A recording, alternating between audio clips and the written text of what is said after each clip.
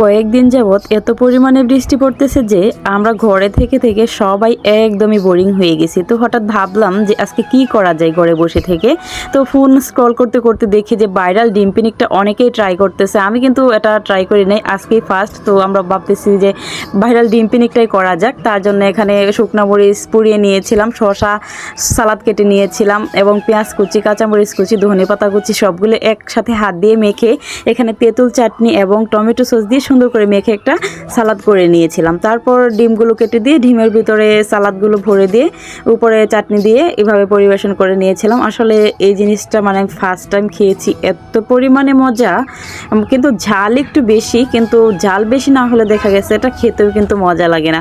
তো এভাবে ট্রাই করে খেয়ে দেখতে পারেন। এখানে অনেক আপুরাই দেখলাম এটার মধ্যে কাসুন্দি ব্যবহার করে, তো আমার ঘরে কাসুন্দি ছিল না, তাই আমি দেই নাই, এভাবে বানিয়েছিলাম। তো সবার কাছে আমার ভিডিওটি কেমন লেগেছে অবশ্যই সুন্দর একটি গঠনমূলক কমেন্ট করে জানাবেন। ধন্যবাদ।